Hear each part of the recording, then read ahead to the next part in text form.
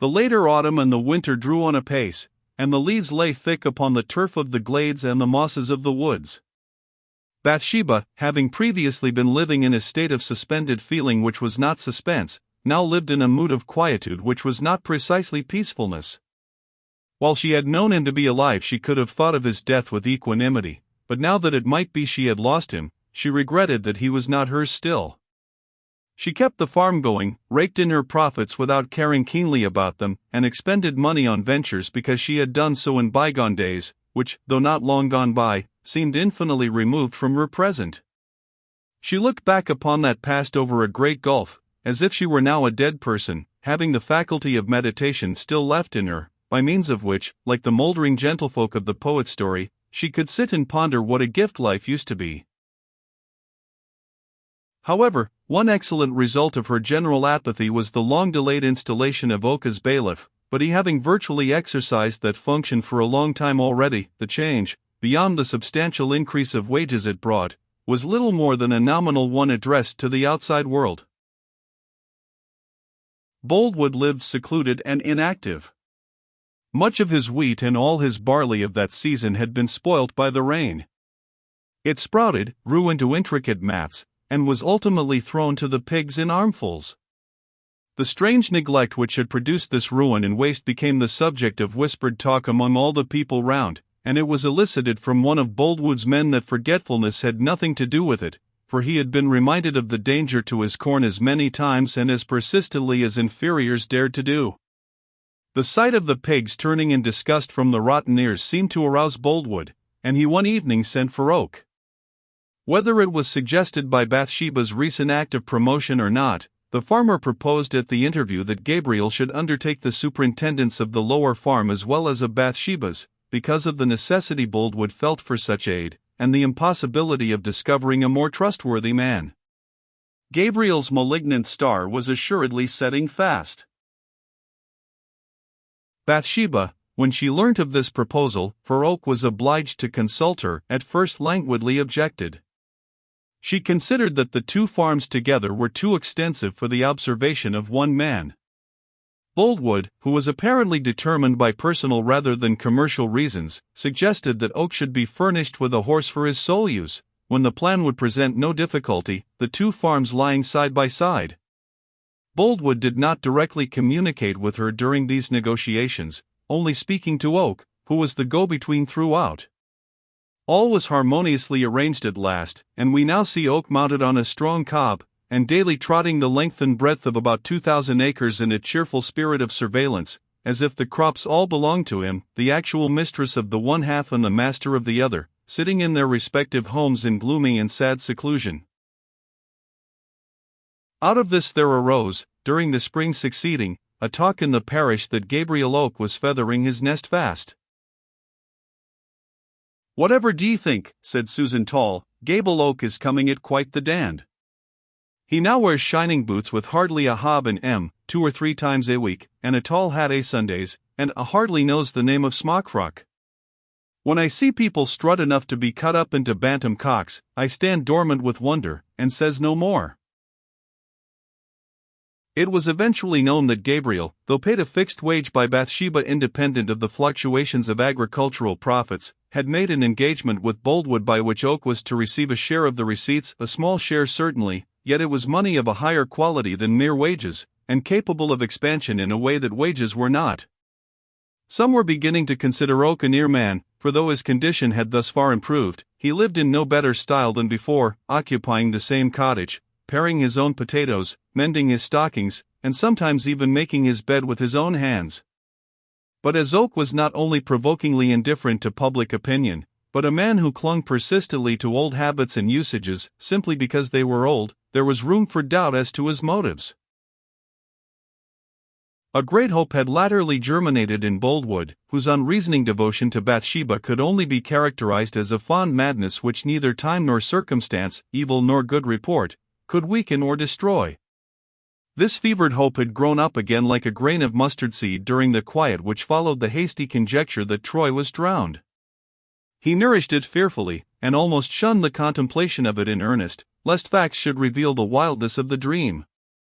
Bathsheba having at last been persuaded to wear mourning, her appearance as she entered the church in that guise was in itself a weekly addition to his faith that a time was coming, very far off perhaps, yet surely nearing, when his waiting on events should have its reward. How long he might have to wait he had not yet closely considered. What he would try to recognize was that the severe schooling she had been subjected to had made Bathsheba much more considerate than she had formerly been of the feelings of others, and he trusted that, should she be willing at any time in the future to marry any man at all, that man would be himself. There was a substratum of good feeling in her. Her self-reproach for the injury she had thoughtlessly done him might be depended upon now to a much greater extent than before her infatuation and disappointment. It would be possible to approach her by the channel of her good nature, and to suggest a friendly businesslike compact between them for fulfillment at some future day, keeping the passionate side of his desire entirely out of her sight. Such was Boldwood's hope. To the eyes of the middle-aged, Bathsheba was perhaps additionally charming just now.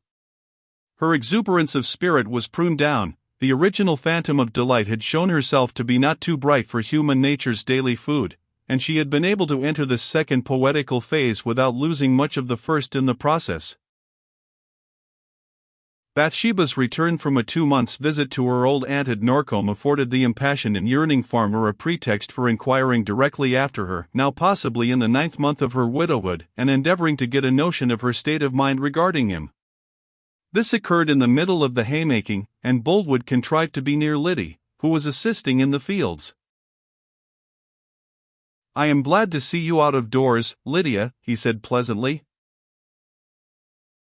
She simpered, and wondered in her heart why he should speak so frankly to her. "I hope Mrs. Troy is quite well after her long absence," he continued, in a manner expressing that the coldest-hearted neighbor could scarcely say less about her.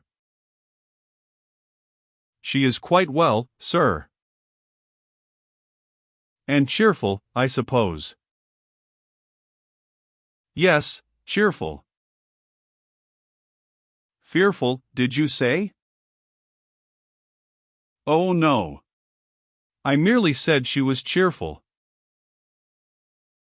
"Tells you all her affairs?"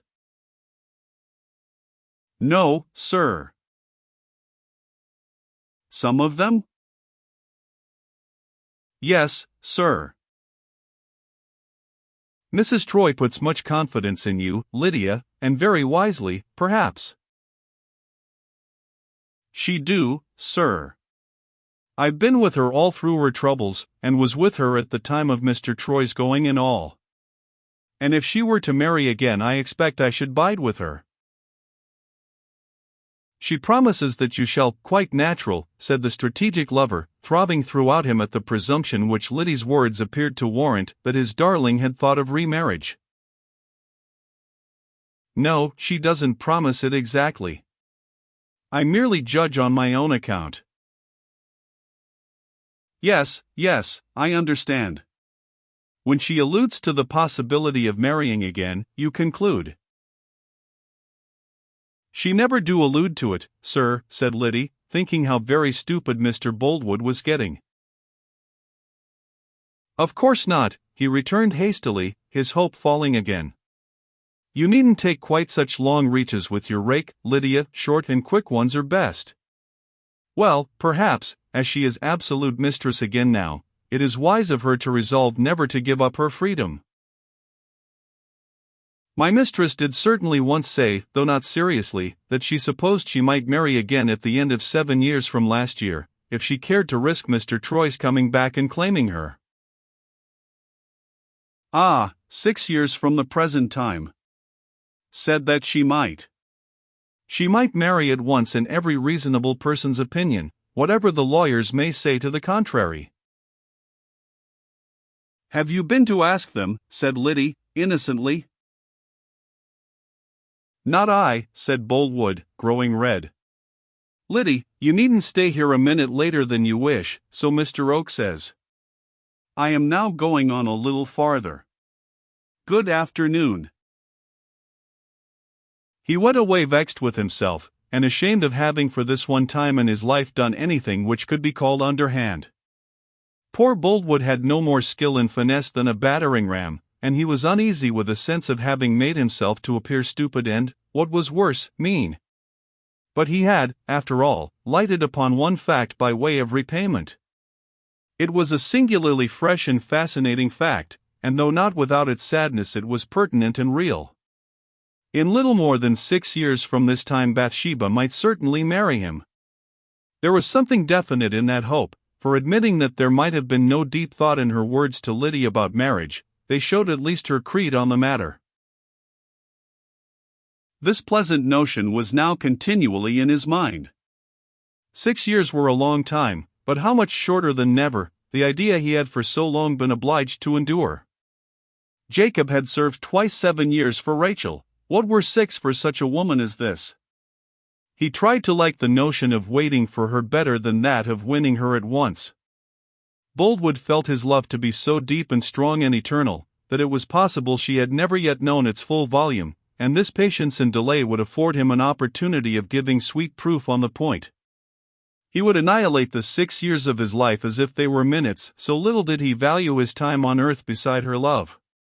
He would let her see, all those 6 years of intangible ethereal courtship, how little care he had for anything but as it bore upon the consummation. Meanwhile the early and the late summer brought round the week in which Greenhill Fair was held. This fair was frequently attended by the folk of Weatherbury.